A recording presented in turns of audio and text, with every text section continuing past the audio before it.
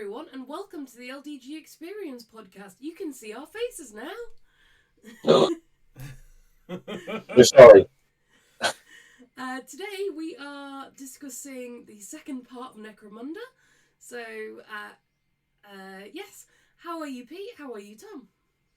I'm great. Yeah. Yes, we had to take a ferret to the vet this morning, so we had to be up early. But beyond that, and she's fine, by the way. Ferret is. Oh, that's all right. Yeah, she met a young girl in the vets, and this young girl was a tiny little girl, but she was absolutely fascinated with Rhoda. And but by the way, vets are really expensive. Like, we were there for like maybe 4 minutes tops in the actual vets, £50. Like, if anyone ever wants to talk about the prioritising healthcare, I'm like, go have a pet and go to a vet, and then tell me you want to do that. Yourself. I was like expecting 25, 30 quid. She was like £50 and some pence, and my arse nearly dropped out my trousers. I was like, holy crap. But no, girl, the highlight of going to the vet was we took Rhoda, who's one of our rescue ferrets, but they're really, really good. This little girl was absolutely fascinated, and I said to her, so she was just sort of just staring into the cat carrier. So I was like, do you want to stroke her? And she was like, yeah. So I took her out, and obviously she just sort of stayed on me, and she stroked her, and she was really happy. And then this miserable bloody woman comes out the back and goes, you really have to put her away in case there's any large dogs. I'm like, well, there is one tiny dog right there. I can see it's a puppy, and I can keep my ferret away from dogs by standing up. And that dog that's tiny, that can't get away in any way from a large dog, is going to be screwed. So your logic is completely flawed in that I can protect my ferret, like by either putting her back in the cat carrier and closing it, or just standing up away from the large dog. Yeah, I'm able to visualise when a large dog appears. Yeah, I can see a large dog. But I was like, it doesn't make any sense. What about the puppy that's right there? Like, what's wrong with you? I was showing the little girl the ferret. She was like proper wide-eyed. She was like mystified completely with her. And I'm like, whatever, man. Like, they charged me 50 quid for the fucking privilege. Well, maybe put it away when you're ready for the face. Yeah, absolutely. I'm doing good. We've been back streaming, doing very well recently. It's been really fun. This week, I can actually show people, like, this week, this is what we're working on, a Cerastus pattern Night Castigator. It'll be fully finished by the time you watch this, I assume, with the vagaries of time and production. But yeah, it's awesome. I've been really having a lot of fun recently. We got raided by 200 people last week, which was a bit insane, but it's been going well. Good. Yeah, that will be available to buy by the time this comes out, I would have thought. No, this one won't. This one will not be. This is we have a lovely cabinet over here full of things you can buy, but unfortunately, no, it's not so. In fact, I'm going to use the opportunity as an excuse to show off the mighty Angron. Oh, that was discussed on the podcast. Yeah. Oh yeah, this is the example of something that is available for sale. If you want to check out our eBay store, or drop us a message on our various social media channels at Onyx Dragon Gaming. Yes. See, look at that. The segue there. Dragon Gaming. Yeah, so it's Onyx Dragon Gaming for Pete on all the social platforms and on Twitch. Yes. And ourselves, Lazy Dragon Gaming, on all the social platforms. We're not currently streaming because various things have come up that have prevented us from streaming. So Lazy Dragon Gaming everywhere. LazyDragonGaming.com for all your Pokemon and Lorcana and some Yu-Gi-Oh! And plenty of bargains and stuff. So yeah, check that out. But for the reason that we are here because last time up we left everybody on a bit of a cliffhanger. Dun dun dun. Yes, indeed. And the cliffhanger was what had happened to Hive Secundus on Necromunda. And so basically, Hive Secundus now is a flattened ruin, as far as I can determine. Most of it. Yeah, most of it. It's in a bit of a state of disrepair. I'm just going to quickly on the maps and just put it on there. Yeah, like there's a couple of hives that are a bit broken. So there's inside the Necromunda rulebook. So to get the glare, there is a vague map of Necromunda. Get the angle right. There we go. So yeah, there's a map of Necromunda. Obviously, this is Hive Primus over here. Where all the stories are. Yes, and Secundus, I'm just trying to find it with my thumb, it's just above my finger here. And the symbol for it is a spire with the hive snapped off. So yeah, that kind of gives you an idea that it's seen a few better days. And the reason behind it was why we left off on the cliffhanger. Why? Yes. What had happened? Yes. And the reason behind it. Go on, Pete. I'll let you do this. Gene stealers. No. It was heavily. It's always been like that in the lore. I think that live Hive Secundus had been used to be the shining crown in the sort of what was Necromunda. So if you think of like how whilst Cyprus is the capital, if you think of it like America, you've got Washington DC, but like New York or LA are like these big shining cities, or Chicago more so than DC. Then that's kind of what it's like. The Secundus was like, it's this beautiful city. It's like the place where everyone goes. It's got like tech fabs and all sorts, and Mechanicum outposts and things like that. And unfortunately, it's one of those Mechanicum outposts which apparently has led to its downfall. So we're going to find out. We don't know a huge amount right now about where the current lore is going, because this is going to be the next expansion to Necromunda. It may not even be live by the time this goes up, because it'll be in that window. We'll be in that window when it comes out. So what we do know is that there was a Gene Stealer station. Yes. Which basically means there was a Gene Stealer cult, essentially. So yeah, this brings us a little bit. We should put a little bit of background here on Gene Stealer cults themselves. Yes. So Gene Stealers, for those of you who remember the classic game Space Hulk, that's one of the methods that Gene Stealers use to move. They are what's known as a vanguard organism for the Tyranid hive fleets. So they are sent out to go to various planets. And what makes Gene Stealers unique from, say, Lictors, which are also vanguard organisms, they're more like Pathfinders and Trailfinders, and they find various Lictors basically find various important things and then fart nearby them. Because they send that cloud of pheromones. That's the best way to put it. They go, I've and then they choose them. That's a very simplistic way of explaining it. Yep. But yeah, so Gene Stealers, however, are more devious and more evil than that. So back in the day, way back in history, in the history of both 40k and our own history, this was one of the primary ways that the Tyranids knew where to go to kill. Planets to kill. So the first sort of big problem that we know of with Gene Stealers, the successful Gene Stealer cult, I should say, is the planet of Ica 4, which formed the basis for the first ever worldwide campaign, in fact, for 40k. So a Gene Stealer, they hide out on Space Hulks, which sort of vaguely travel through the warp, and they wait for people to kind of come along and be like, well, there's going to be treasure in that Hulk, so we're going to break in, and we're going to see if we can find it. And then the Gene Stealers are like, surprise, danger hugs. And then think of it like if you've seen the Alien movies, Gene Stealers are kind of based on them. So what they do is the Gene Stealer implants its gene seed, effectively, its sort of thing into humans, and then it also it has a weird psychic effect on them. It kind of wipes their brain, so they're just like, oh, I don't know what happened there. Oh, I feel a bit weird though. Anyway, off home, and what they don't realise is that they get back home and they're kind of encouraged to have kids. They're kind of like, I should really have kids. Then as they go through as the generations go along, the kids start having more and more mutations. So like maybe the first generation might be all hairless, for example. Oh, they've changed this now.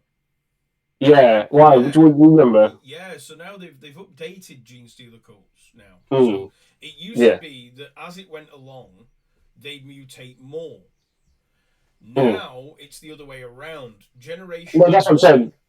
Is like hulking abomination thing.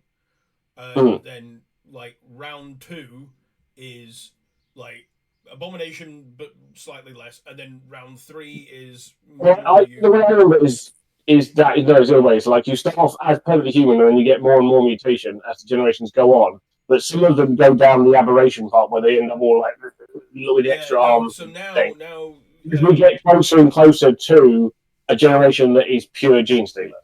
Yeah, so you start off like they look more and more human. The way around. Oh, they changed it around now. Yeah. So now. So how do we get the see, that makes no sense, because then how do you get the pure strain Gene Stealers?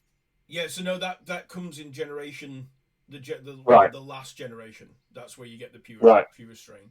Yeah, but it used to be that the people look more and more like Gene Stealers, and some of the paths didn't work.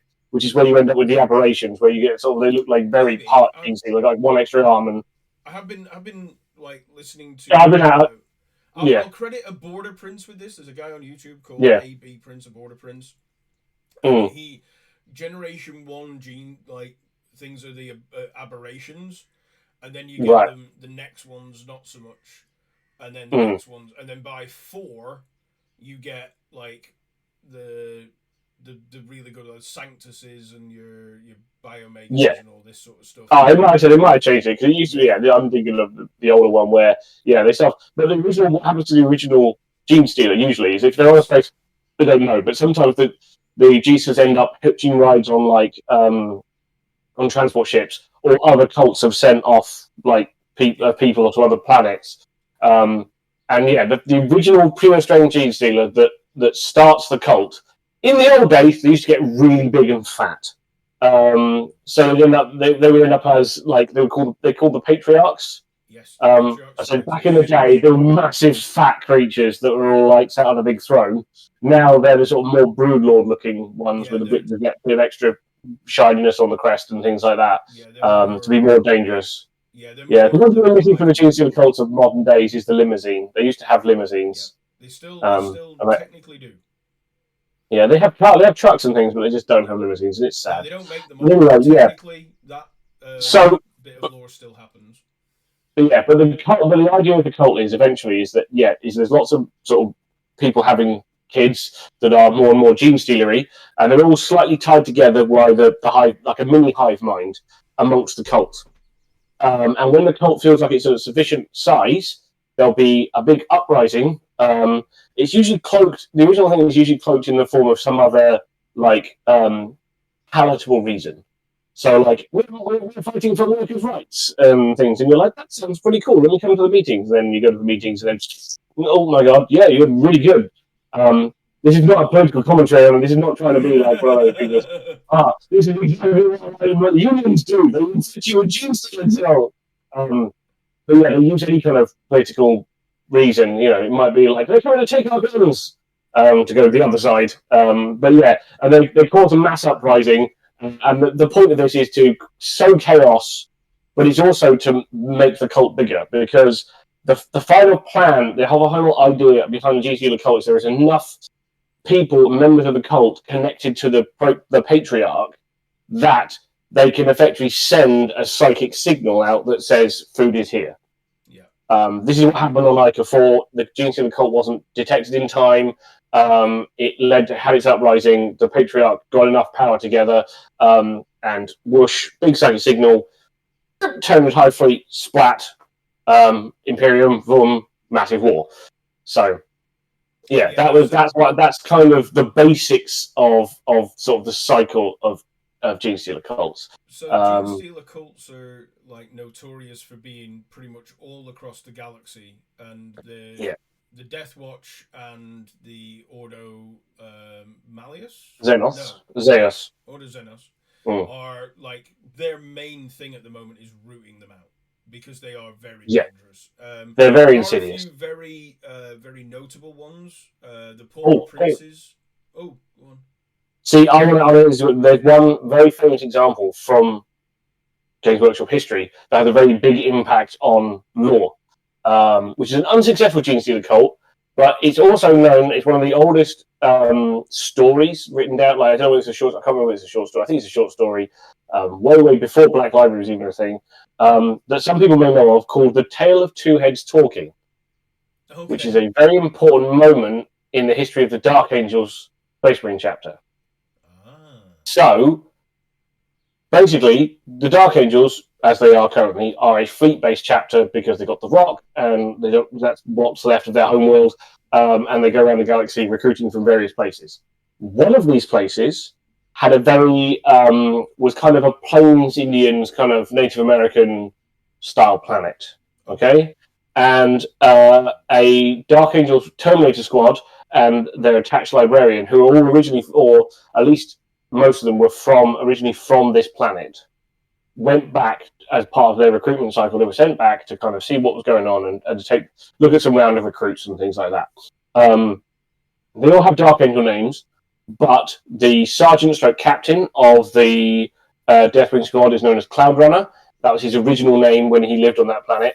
And the librarian was known as Two Heads Talking because he could hear like things because of his psychic powers. I see.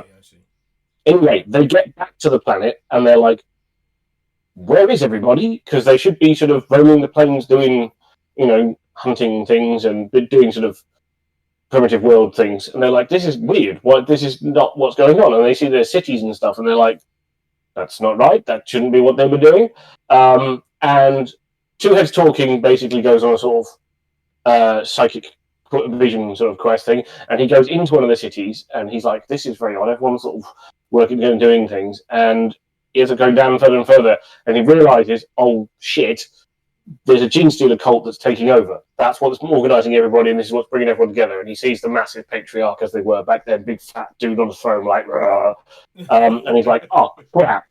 So he comes back, reports to Cloud Runner, and he's like, we're in trouble. We need to stop this. We need to stop it now. Otherwise, Psychic Beacon, Tyranids, war, horrible. We need to save our planet. Basically, they go, well, this is pretty much going to be a suicide mission because there's like 6 of us. So we're just going to do our best. Our plan is we're going to eradicate the Patriarch. If we do that, we should be okay.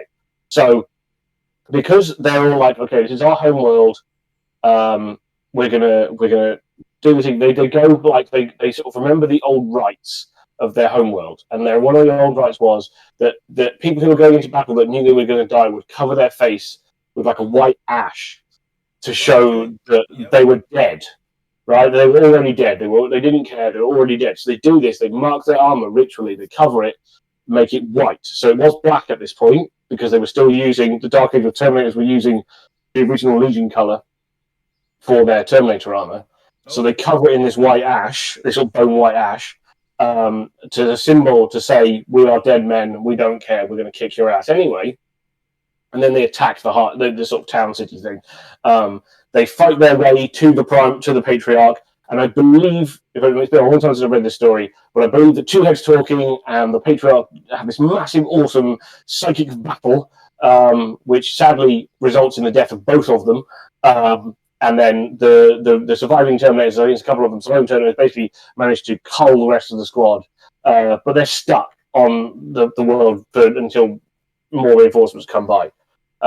So effectively, Cloud Runner goes, okay, right, well, I'm going to teach people the old ways. So they go back to being, like, even though they're Space Marines, they kind of go back to being Plains Indian, like, chief type things. And they sort of reintroduce the culture that should be on the planet. Anyway, later on, Dark Angels turn up. They're like, hey, guys, what's going on? And he's like, hey, I'm going to Stewart to tell you. And they explain all about it and how they saved this recruiting world by themselves and how Two Heads Talking had died. And the Dark Angels are like, damn, that's very impressive. And from that, they're like, we should honor this sacrifice of Two Heads Talking and what you've done to save this recruitment world for us. So as a mark of respect for that, from then on, Terminator armor is bone white for the Deathwing. That's why, and why they also have like you see the feather fetishes, and the sort of the crests on the sergeants. Yeah, this all comes from this planet that they saved. Awesome. So yeah, it's one of the awesome things that G-Silver Cults have done is introduced Deathwing as the hardest Terminator to paint in 40k.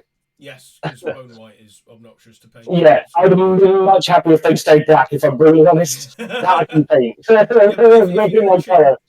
If you're going to change your colour scheme, that's definitely a way to go about it, because that is an awesome story. So, like, it's one of the sort of foundational myths that I remember hearing. So that's the kind of story that I really like in Games Workshop lore. It's not like epically long or like super convoluted, but it is like really cool. There's obviously you've got the thing, and then the big change from. I would definitely I probably butchered the awesomeness of that story, but that's kind of a quick overview. You can find it out there. I believe it's available in the coach. It was published a couple of times in various anthologies, but I'm pretty certain somebody's uploaded it online because it's not in print.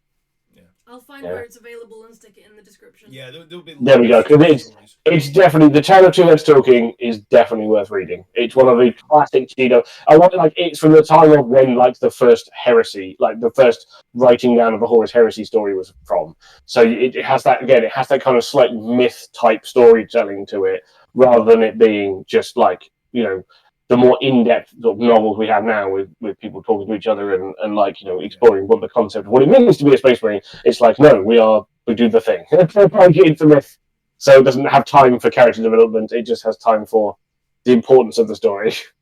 Yeah, so that's really cool actually. Yeah. Like I was saying, there are some notable Gene Stealer cults in the galaxy. Yes.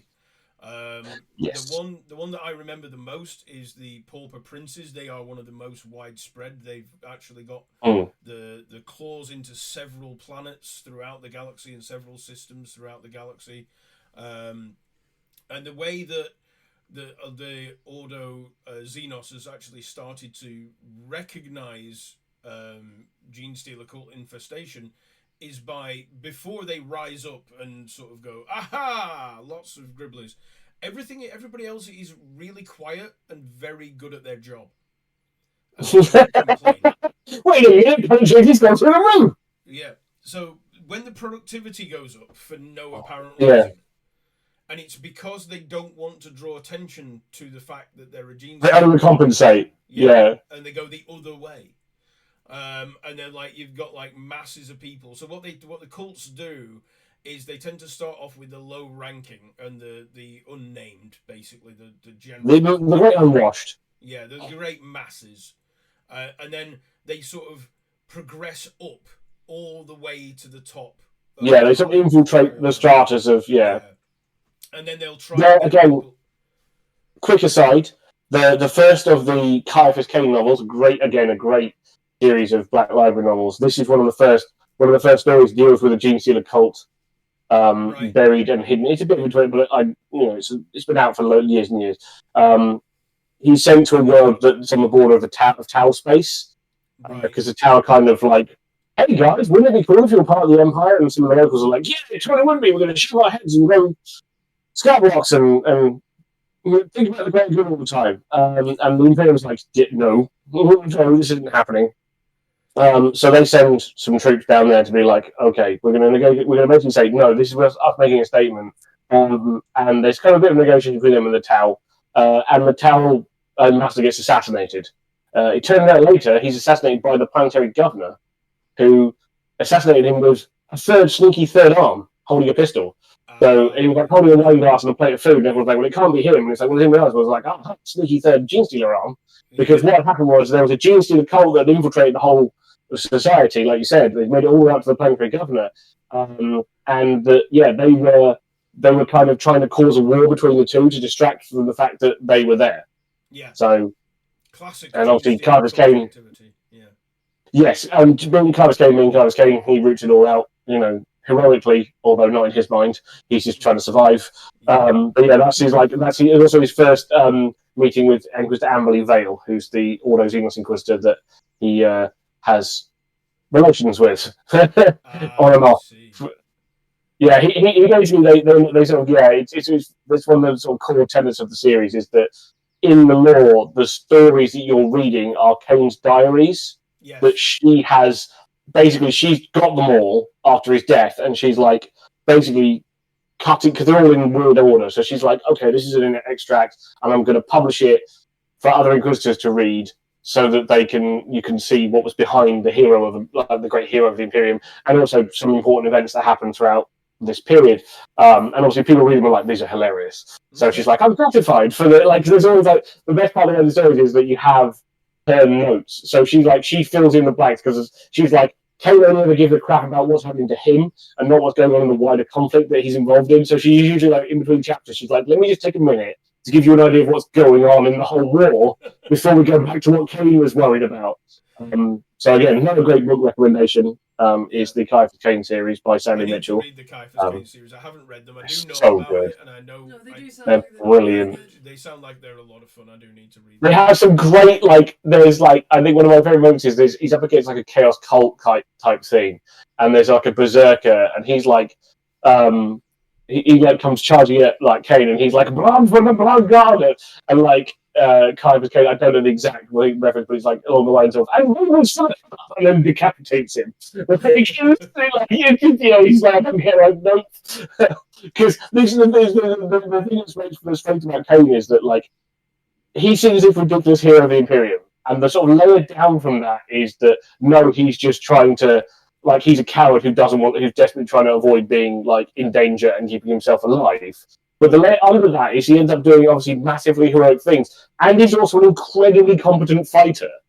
Yes. Like he's one of the best like sword masters like around. Like he's one of the best people with the chainsword, like including Space Marines and stuff. So he's like that's the thing is that there's layers to him. Like it just goes round in a circle. Like is massive hero actually is coward actually is really massive hero because of trying to be coward. Like and it just they are fantastic. There's some great one-liners. It's one of those things where he gets to be good with a sword because he doesn't want to die. He's such a coward that he gets better and better with a sword. But he's a proactive coward. He's a proactive coward. That's the point. He's like, I want to make sure that I'm confident enough that if I'm in trouble, I can get out of it. Yeah. Rather than just being like, I'm not learning to be good with a chainsword because I want to be better than everybody else. I'm learning to be good with a chainsword because I don't want to die. Yeah, it's the same reason why he treats all the troopers with like the troopers love him. The basic troopers love him because he's so like deferential and so nice to them and everything. Because he's like, because I don't want to go in the battle and then end up with a land ball in the back of my head because I'm attacked. And like, he's just like, if you treat them lovely, they're gonna be like, oh, come on, we must save you. It's like, but because like despite what it is, it still leads you to being a hero. Anyway, that's another massive diatribe. So, what you were saying about the Pauper Sons. Back to the Gene Stealer cult. So, as I said, what they do is first layer of infiltration is always the unwashed masses, and then they go sort of working their way up to like foremen in factories, and then from foremen in factories to factory owners, from factory owners up into like marrying the daughters of like minor nobility on various planets or whatever, because they still have nobility on most planets, and then from there they'll sort of like infiltrate their way all the way up to planetary governors or as close to as they can get. Once they're sort of on the way that way, on the other side of things, they're then infiltrating their way into the militaries on the planet. So if they've got like Adeptus Arbites, for example, PDFs or Astra Militarum things, they'll try. Just for those people out there who don't think are seeing PDF, hearing PDF and thinking what downloadable documents. PDF in 40k terms stands for Planetary Defense Forces. Yes. And I made that quickly clarify for our listeners who aren't massively into the lore. They're not just like infiltrating downloadable documents. Not your. I was wondering. Yeah. No, they're not infiltrating downloadable contracts or anything. They're infiltrating the Planetary Defense Force, and this is where a lot of the risk comes in, because if you're sort of infiltrating in a factory, nobody is genetically testing you at all or doing any sort of mental faculty tests or any of that nonsense. But when you're joining the Planetary Defense Force or the Adeptus Arbites, which is basically a glorified police force, but they tend to... Well, they're more a federal police, like a they're kind of a SWAT team. They're like a big SWAT team. There's quite a lot of them. And they tend to operate as riot control or... protesting. Their idea of a crowd dispersal weapon, unlike modern day police, which you tend to use water cannons. If you replace the water with napalm, that's their idea of crowd dispersal. Yeah. So if they're calling in the Arbites, generally, if their idea of going in to sort something out is riot shield shotgun, not riot shield baton. They have special rounds called executioner rounds, which are designed to find your head. They can steer themselves in flight. Yeah. You're replaceable. Think Judge Dredd. They are literally based on Judge Dredd. Yeah, they are. They're not as well trained or as well armored, probably, as Dredd is, but if you imagine there are way more of them. That's the Arbites. And then, of course, you've got the Astra Militarum or the Imperial Guard. And all of those sort of things, they test the people who join. You don't just go in and sign. Mostly for medical reasons. They probably are now quietly screening for Gene Stealers because of the Inquisition. But a lot of them will just be testing you to be like, make sure you don't have space herpes or some other debilitating disease. Yeah, so you're tested physically and mentally, and there are a lot more tests than we have to get. Also, we want to screen out psychers. So any kind of psychic presence, they're going to be like massive alarm bells going off. So. And this is where the Gene Stealer cults fail the most because of the screening. But once they get one in, if they can get one past, That one then helps get a couple more in, and then they start working their way up into the bit where they are doing the testing for people joining. And once you've got that, then they start spreading through all of the... Open your mouth and say, oh, look, you passed the test. Moving on. So off they go into that bit. And that's how they spread. And that's where, when the Day of Ascension, which is what they call their uprising, has a name, it's called the Day of Ascension, the Great Uprising. So what will happen is you'll have the unwashed masses will rise up. They'll then call in the Arbites or the PDF or the Guard, depending on how big it is or what planet it is. And then as they're setting up to sort of counterattack, a load of the people who they've been fighting and training and doing everything with will suddenly turn on them. And they'll end up with, like, oh, shit. Fighting on two sides, and like 50% of Company C has just shot the rest of Company C, and we've lost that outpost. Because a lot of this kind of is still in conflict thing. He needs to try and bring more troops into the fray. Yes. So that there's more biomass, so that when the needs turn up, there's like even more people on the planet that they can then devour. Yeah. So that's the thing. Anyway, bringing it all the way back. Yeah. That's a good promo on G7. So bringing it all the way back to Hive Secundus. Yes, Hive Secundus. So we don't know a huge amount. I did listen to mostly the preview that they explained, where they kind of explained is it seems like there was a small cult uprising originally. This is not what led to the final collapse of Hive. Hive. Okay. There was a bit of a decent uprising that was quashed pretty quickly. But there was a Magos who was like, these Gene Stealers seem pretty useful. They seem to have these pretty wonderful traits. I wonder if I put them in a lab and started testing on them and started messing about with their genetics and trying to improve them, this could go well. Spoilers, it did not.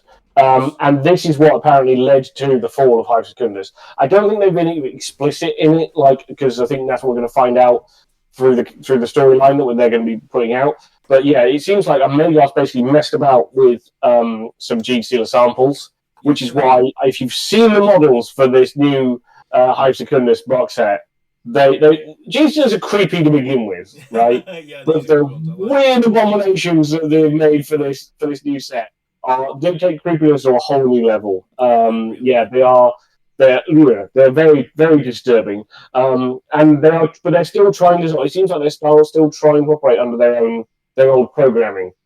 Yeah. So they're still trying to be like, even though we're twisted, horrific abominations, we're like, well, maybe the Hive Fleet might like this. So they're back to their usual tricks. So that's why they're also in the box. There are sort of your basic Hive dudes that have been corrupted and have got the little there's a few there must be like an upgrade frame for them to make them more look like Gene Stealer cultists, but with a Necromunda twist. Yeah, we've got those there. There's what's coming. The name of the Magos biologist, yes, so that's right, is Hermitius. How do you say that? Hermiatus. That was his name. Hermiatus. My pronunciation is terrible, by the way, so you have to forgive me. So he is an Adeptus Mechanicus, Tech Priest, and Magos Biologist, Hermiatus, whose research went disastrously awry. No shit, sure. I know. Who would have thought it? It's like, clearly they have lost the important historical texts, Jurassicus Parcus and Jurassicus Worldus. Yes. These are the important historical documents that tell you locking up killer creatures and don't put them in a time or place is never a good idea, and especially experimenting on them with worlds. Yes. So that's basically, and then after they figured out what was going on, the planetary defense batteries of Necromunda just shelled the Hive. Turned on the Hive Secundus and broke the top spire, and that's why we've got that picture in there. And it said, it snapped off. Submitted to such punishment at the hands of Necromunda's own planetary defense batteries that its central spire was toppled, crashing down onto the rest and shattered. And apparently the fallen column across 10 kilometers of the ash wastes. So, that sounds about right. Hence why the picture on the little mappy thing is the tower broken, I imagine. Yeah. See, now you said that, I kind of want them to bring out, because they bring out a lot of terrain, and we've just seen yesterday, as a recording, they brought out the smashed Zone Mortalis terrain, to represent the damaged areas of Secundus. And it looks amazing, don't get me wrong, it's amazing. But now, because of like the whole spiraling on its side, I kind of want to bring out an entire set of terrain that's on its side. Right? So like all the floor tiles you get that are usually like floor tiles should all be wall tiles, and then all the walls are now floors. Like I just want to see that now. Just like I want to see the entirety of the hive on its side as a playable sort of structure surface. Yeah, I think that would be quite fun. I think it might have broken, Pete, when it fell. Yes. I don't think. But it's still like there's still going to be areas that you're going to access it through, like because you got to remember the hive's going to be huge. So yeah, they might be crumpled a bit, but there's still going to be pockets through it. You know. Yeah, I guess. And obviously, that's what we're doing. That's what people are going to be doing. They're going to be raiding the remnants of Hive Secundus because this is what we're doing. Like we're going into the basement of Hive Secundus, but there'll be plenty of people who are trying to like find their way through because obviously how are you going to know where the rich people live? Yeah. So that's where all the expensive stuff's going to be. So even if it's damaged, like even if you have to literally mine your way through with like a cutting laser, people are still going to want to get in there. And it wouldn't have gone like pancake. It would just be like this. Yeah, at least I assume. Yeah. I just think it'd be funny as well. I also think I would, given the option, if it was said to me, right, we're going to go to Hive Secundus, first of all, I'd be like, you sure? Yeah, if I'm given the option, no. It's the answer. If you've got a gun to my head and I have to go, hey guys, how about not going to the creepy bit underneath where it's shitty enough while it's still upright? You know, it's fallen over, it's going to be even worse. How about we go to where the rich dudes went? Like, because, even better than that, the bit where the really rich dudes are is now 10 kilometres that way from the hole. Yeah. So it's a bit closer, but if it's like 10 kilometres from the hole full of toxic nonsense. Yeah. Like, we can be safe, we can just spend a week cutting through some walls, we'll be fine. Yeah, we just have to cut our way through some walls and maybe encounter something that's a little bit less gribbly than, I don't know, fucking gene stealers. Yeah, we can deal with Ash-based Nomad. What have they got? Giant fleas? It's fine. Yeah, like, just some fleas would be fine. Like, it's not, it's not gene stealers. Yeah, it's not relative. Yeah, it's not gene stealers, yeah. But then this is the problem, they don't know what gene stealers are, so... Yeah. Well, this is the thing, right? So a lot of people, because if you play 40k and you're a Tyranid player, which I was a Tyranid player, Gene Stealers on the tabletop were, since 5th edition, god-awful, basically. Yeah, they've always had a bit of a... because they used to be like the ultimate terror. Yes, and like they used very much used to represent what they were like in Space Hulk, where they could just peel open Terminators like a bean can. So yeah. So basically, when they first came out, a bit of history on Gene Stealers on the tabletop, because this bit that I do know, because obviously I did play them. I didn't play them when they came out, but I did later on, and I knew about them. So when they came out, there was basically you could outflank, which meant you come on from the sides of the battlefield, and you could charge into combat immediately because you're a Gene Stealer. That's the way it works. It was awesome. Yes. They then invariably murderized whatever they came into contact with because they're Gene Stealers. And then they could advance after they could consolidate afterwards, which meant that if you hit another unit, you automatically became in combat with that unit. Yeah. And then you murderize that unit. And so on and so forth until you're basically your 2 units of Gene Stealers met in the middle of your opponent's army, and there wasn't very much left in the middle. No, I mean, sadly, this was a thing that they wanted to get rid of in the game in total, because it was like, assault armies could hit and then just be safe because they would always be in combat because there was no opportunity to shoot them. So shooting armies like Guard and Tau would be screwed as soon as they got touch combat. They were like, that's it, we're done. So it took away the ability to do that. Yeah, and assault armies ever since have been trying to find a balance of making it okay. But that's the thing. The problem is that when you have a gun or you have a sword, the gun is like having a sword, but over here. Like I can stab you from all the way over here. So yeah, it doesn't. It's the reason why in Modern Warfare we don't have assault units like that. Because we have the ability to stab people from all the way over there.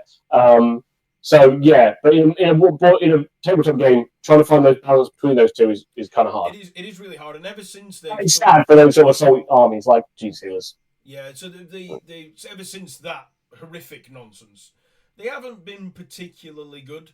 So anybody that doesn't follow the lore, and there are quite a few people who play the game but don't follow the lore, it does happen. So just so those people know, Gene Stealers within the lore are scary as hell, because they can take out a Terminator armored Space Marine Yeah, so a Terminator is the most heavily armored thing that humanity can produce. Yes. You know, the Terminator suit was originally designed to go into the core of fusion reactors and keep you safe. So Terminator armor is like the pinnacle of human technology. There are literal walking tanks, and Gene Stealers could pop them over like a cold beer. Yeah. So you come like. And there's a few different bits in various, quite a lot in lore, where what tends to happen is whenever they're going down a small or confined area, the Gene Stealer will just appear in a blind spot and just shred the Space Marine. Jurassic Park style. Yeah, just out of nowhere, Clever girl. just boom. And their claws can cut through just about anything. Like they will go through bone like butter. No, as Bricktop says. Yep, and they're literally, they can go straight through. They're like diamond adamantium, like a weird diamond adamantium ceramic compound. Whatever it is, they're basically like Wolverine's claws. They'll just go straight through things. Yeah, and that includes and they are scary AF. Yeah, tactical dreadnought armor, which is what Terminator plate is made from. Yes, and the heaviest armor you can put on a walking person, basically. So if you are a ganger or you're like a dude that's like in the finding a basic flat jacket is like you winning the lottery. You do not stand a chance against a pure strange Gene Stealer. Yeah, you're done if you come up against a Gene Stealer. Because not only are they like especially stealthy, they are super fast, like beyond Eldar quick. So they can dodge bullets. So basically, when initiative used to be a thing in 40k as a characteristic, your basic human was initiative 3, your basic Space Marine is initiative 4, Eldar aspect warriors who are like their trained fighters were initiative 5, Gene Stealers initiative 6. Yeah. Base to give you a basic idea of how stupid quick they are. They are 2 steps faster than the Space Marine and 1 step faster than an Eldar.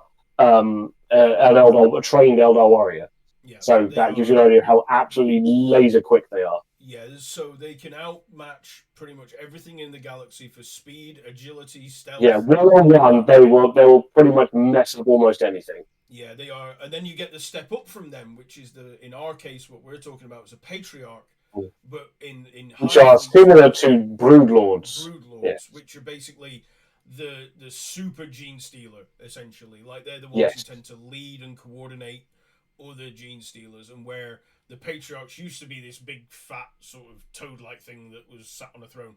Now they're just another broodlord who's like leading these things. And in a lot of the lore where they're fighting, they are very psychically potent, on top of being really fast. Especially the patriarch version. Yes, the patriarch version is especially like psychically. The model, the 2 models are very similar, but the patriarch model has sort of an extended, a bit like a zone trope, has a bit of an extended brain cavity thing with like, and he's all like psychically doing stuff.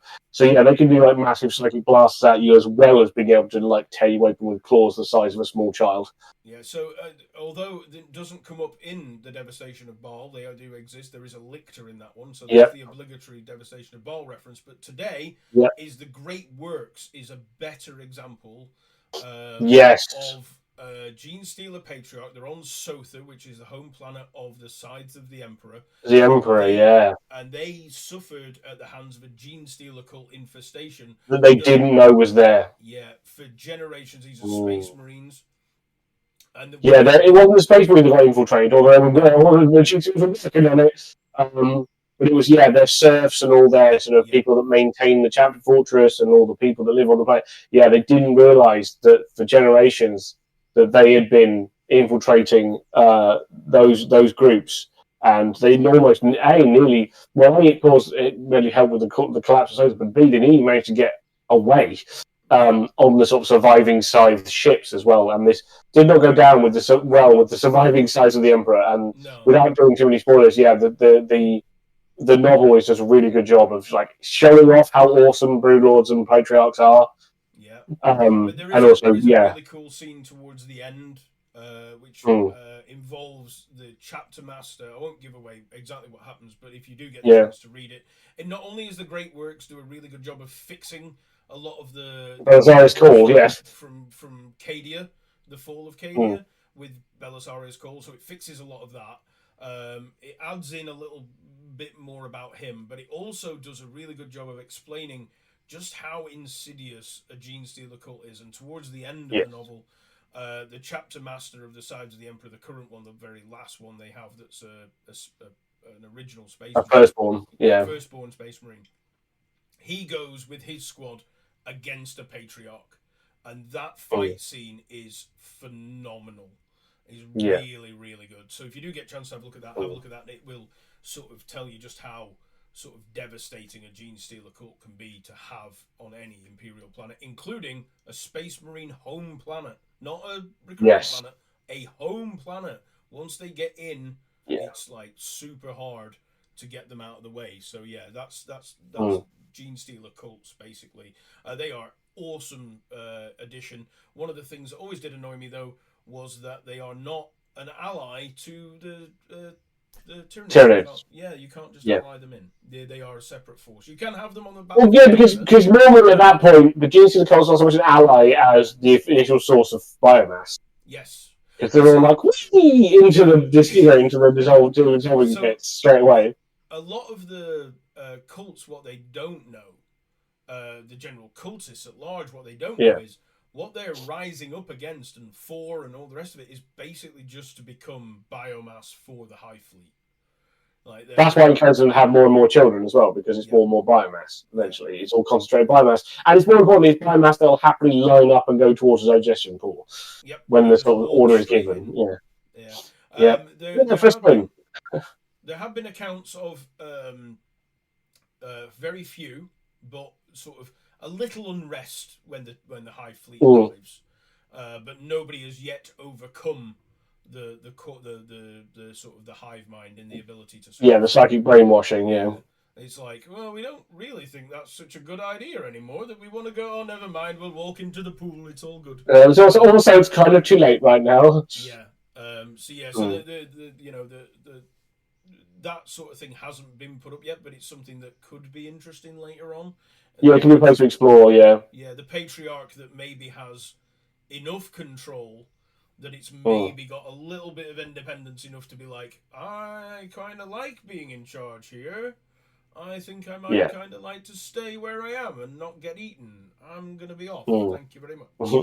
But we'll see. We'll see if they go with that. I'm not sure if they will, but just something that will make an interesting story along the way to see an advance of the so we're that's the end of Hive Secundus. As we know it now. We may revisit it when we know more. When we've got more of the lore in our hands of the new lore, I should say, in our hands to read, because there's some cool stuff that goes with it, like the idea of spires, which are as a quick brief overview, they're the other part of the box set that's coming. They are really rich members of the upper spire who are bored. They're like, yeah. So what they do is they get hold of these so-called spire suits, and they use them and basically just use them to go hunting. In the old lore, they used to you go down into the Hive and be like, they take an oath. They're like, my thing is I'm going to try and mess up 300 people down in the thing, and I can't come back above the wall until I've killed 300 people, 300 gangers or whatever. So they go down in these ridiculously powerful technological suits and just wreak havoc. And then we're like, my job is done. I had fun. I'm going home, because obviously they're only peasants. It's fine. Yeah. They've changed the law a little bit about those suits and things. I'm really excited to see what they've done to update the spires, because they've moved. They're looking a bit more, because they are meant to be based on alien tech. There was a heavy like I said before, there was a heavy implied thing in one of the old Tau codexes that suggested they were originally Tau technology. Because the names of the type of spire suits are all in the Tau language. They're words in the Tau language. But I think now they've gone away from that and they're just generically alien. So they don't look like a human piece of technology. They look very creepy now, especially the new Auros. They look like they have to be built into the suits now. I think it's one of those things now where you do it, you go become a spire, you don't come back. Oh, okay. You might have bits taken off. Ooh. Yeah, it looks like the Auros, like they may have had their lower legs removed so they can fit into the suits better. Like, it's what it kind of looks like. It's more heavy. Yeah, I think that's what the designer was saying, is that, yeah, you have to be a bit modified to get into these suits now. Right, yeah, that is a big change. Like I said, we'll find out all of this wonderful lore when the book drops, and I'm very excited to have a look at it, because Necromunda as both a setting and a model range is arguably one of the best that Games Workshop do right now. Their models are always just absolutely gorgeous, and you get to see aspects of Imperial Society you never knew before. Yeah. And obviously now these new creepy ass Gene Stealers. I think it's a good step away as well from 40k, which is a facing and a half. Yeah. Sort of like if we were to sit down and explain the lore to 40k, it'd take us days. Like, and that would just be Imperial lore. It wouldn't even be like like an hour a week. Thankfully I've had the benefit of 30 years and all these books to help me like slowly absorb all of this and kind of fit it together like a jigsaw puzzle. So without that, just trying to stick them down, like here's a primer is a bit like So here's my secret. Everyone can see me looking down. I've got stuff on my phone, and the reason I've got it on my phone is I don't remember the names very often. Like the names and dates. I like to be accurate when I'm telling people what's going on, and I know that these things happen, but I couldn't tell you when, and I couldn't tell you the name of everybody involved, and I like to give that to people who are listening and now watching to us. So the reason I have it on my phone, and you'll see me looking down, is I can't remember the names. Like the chapter master of the size of the Emperor that fought the what's it. I've listened to the great works like 6 times, and I can't tell you his name. And it's like I really know that one. Yeah, so when it's important stuff, if you see me looking down and like, oh, he knows everything on his phone, it's the names and the dates. Like, that's the thing. For me, I'm just like more of a storyteller. Like, this is how I learned a lot of this lore, was through sort of like mythological storytelling. So I kind of, this is why I tell, like, the way I talk, the way I do is in that kind of storytelling, because, I'm the same. Names and dates, can't remember any of them. No. But, like, I can give you I've got enough of it in my head to give you a big overview, and then Tom will come in and fill in the details for you. Well, that's how I. If you don't find them, you can see behind me. Rather than googling things, I have to kind of manually Google things, as we used to do back in the day, by searching through this inordinate library of books. But I know roughly where things are. Something you only really know how to do if you were born before Google existed. Yeah. I know. I can't just. Sadly, I can't just shout at my bookshelf and then one of them just comes leaping off. I mean, that'd be nice. So just be like, "Hey, bookshelf!" Like, Necromunda, thank you. Yeah, but I know what you're like. If you did that, you get hit in the head by 3 books. I'd probably just be like paying attention and just accidentally say the word like, "Hey, bookshelf, Necromunda lore," and I'd just be like, that would probably be me. Unconscious again. Dead man switch. It just says, been knocked out by books again. Yeah, but no, the thing is, like, I learned a lot of my lore, especially the heresy lore. I learned from you telling me. Yeah. So I do know it. Like, I know these things happen, and they have expanded on it now into things that I don't. They've added a lot into novels that I refuse to read because genuinely I didn't like them very much. I didn't really enjoy it. I'd rather read some of the more modern stuff. I love the what was it called? The Throne, Shadow of the Throne. Watch of the Throne. And the Recent Shadow. Yeah, they were great series. The 2 Custodians, the Valerian and Alea books. Yeah, Valerian and Alea books. Yeah, they're really good. I enjoyed those a lot. And I like listening. That's because they've got the Master of Assassins in it. Yeah. And I have like my one guarantee: if the Master of Assassins is in a story, it's going to be fun. At least his bits are anyway, because that's the same with the Beast Arises. Beast Arises as a long form story, don't care. The Beast with Draken Vanquage and the Master of the Assassins, spot on, absolutely spot on. Yeah, it's good stuff. But so I like to make sure that, like, where Pete's the sort of the narrator of the story and will give you the stuff, I like to be able to sort of tell people a little bit more of the details and fill in a few of the blanks to go along, so people have got that. So so if you see me looking down, that's why I'm doing it. I want to make sure that the it's great. I don't have to bother. I just waffle out of crap off the top of my head that I remember, and then Tom's like, actually, this is what happened. I'm like, that's cool, that's fine. And the other thing to remember is that while some of the stuff you might hear us say might be different from stuff you've heard, that doesn't necessarily make either one wrong.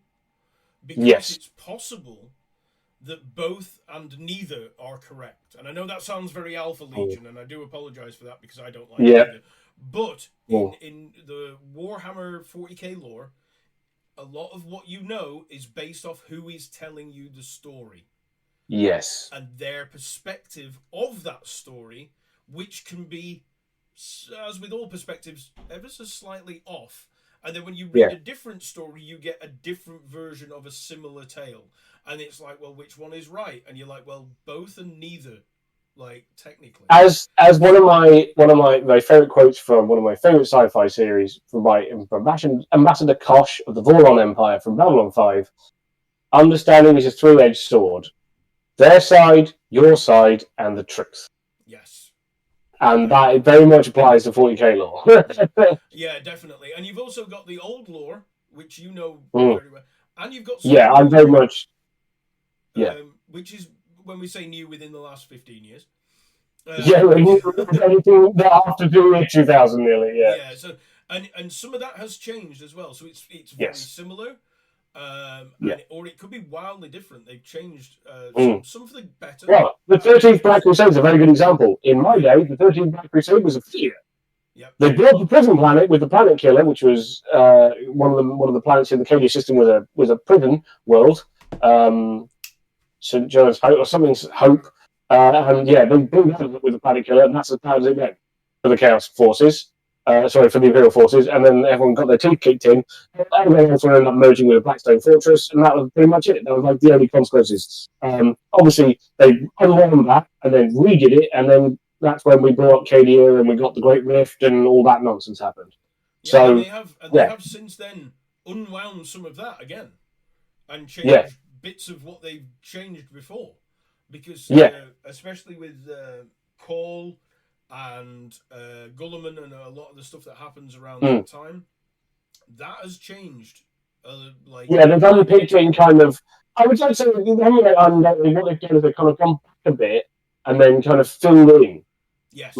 So we kind of they were like, here's A, and we're now at C, and they've kind of gone, hang on a minute, no, let's go back. Right, so A went to B, and then it went to C, and you go, that makes a lot more sense now. I can see why you got from A to C now. Like, I was missing this bit in the middle.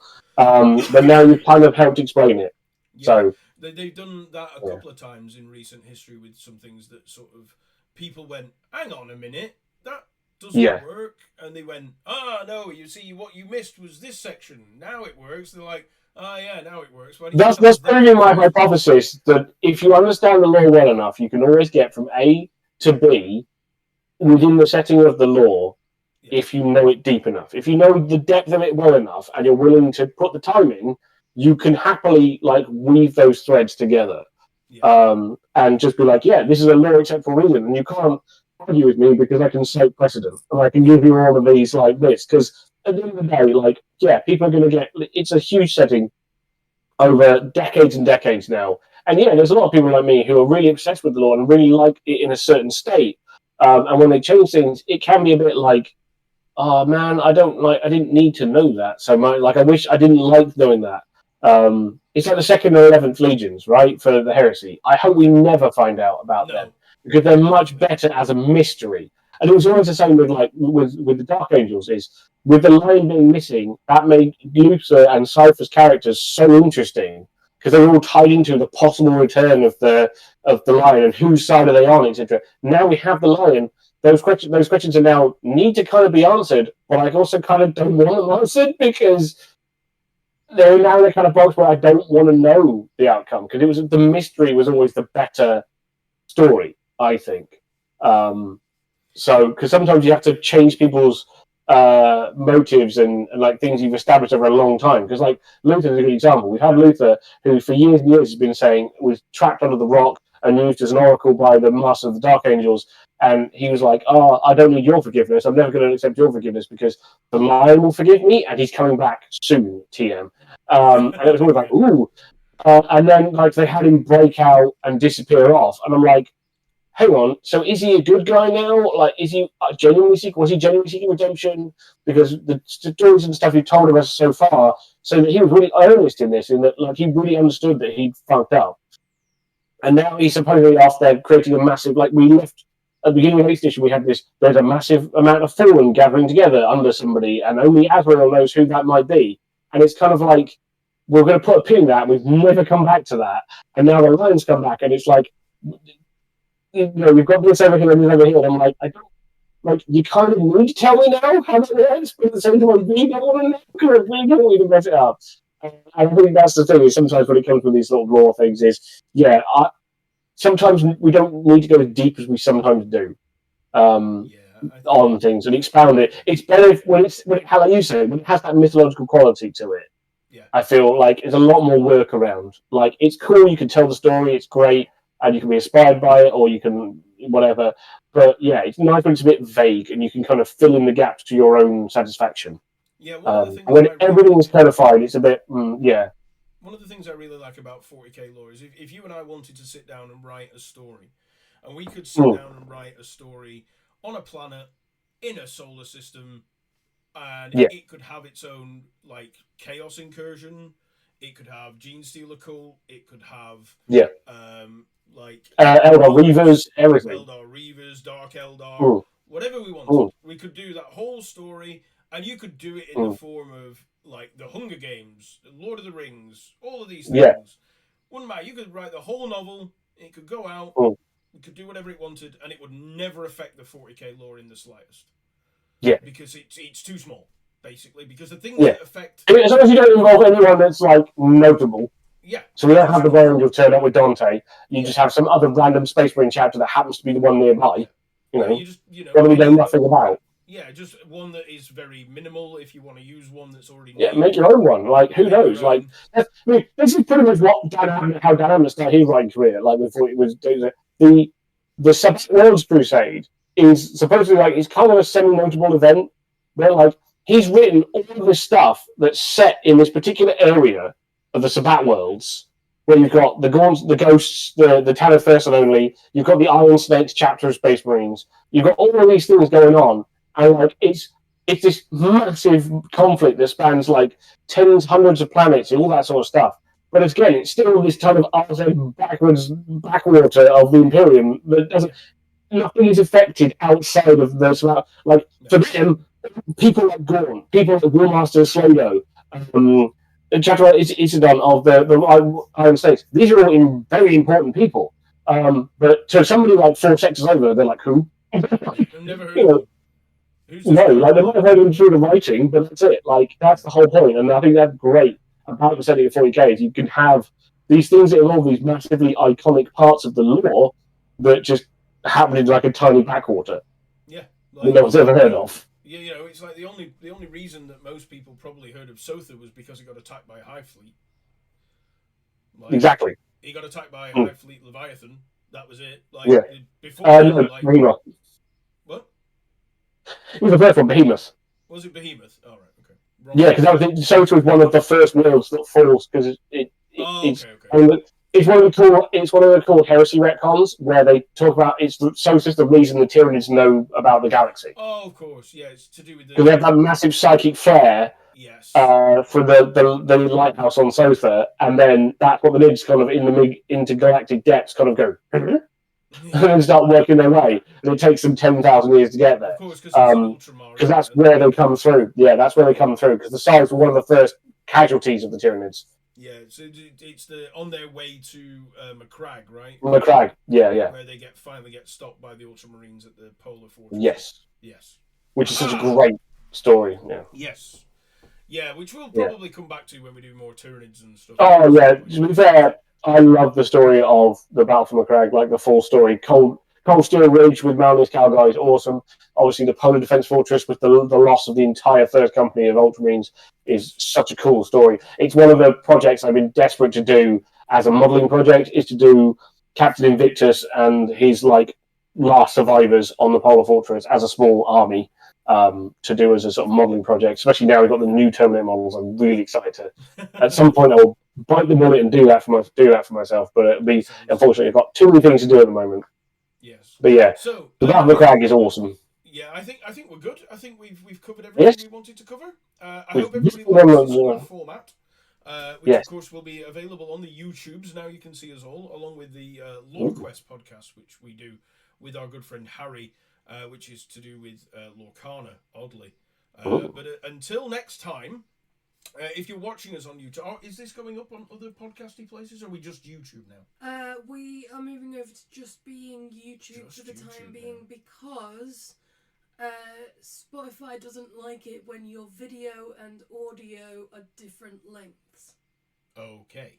All right. Well, there you go. Well, so until we overcome some more technical challenges, we're only available on YouTube. Yeah, only on YouTube. So look, obviously, if you've enjoyed the show, please leave us a subscription. That would be lovely of you. If you leave us a thumbs up and ring the little belly thing. We do a Q&A every 10th episode. So if you have any questions to do with lore for Age of Sigmar, which we know a little bit about, but mostly 40k, 30k, and of course the old world Warhammer Fantasy Battle. I can answer Lord of the Rings questions. I'm quite good at that. Nothing to do with the game. Some, I've never played it. Not a lot. Yeah. A little bit of that. But any questions you have for us, leave in the comments below, because that would be fantastic. We'll answer them on our next Q&A. But until then, you can find us, Lazy Dragon Gaming, all over the interwebs. You can find Pete at Onyx Dragon Gaming, all over the interwebs. All over the internet. Twitch as well. Yes. If you have the free subscription from the Amazon Prime, he would love it if you went across and helped. Yeah, please make Jeff Bezos give me money. Yeah, make Jeff Bezos. As I say, yeah. But until next time, it's goodbye from me. It's goodbye from him. And it's goodbye from her. Goodbye. There we go. Bye. Bye.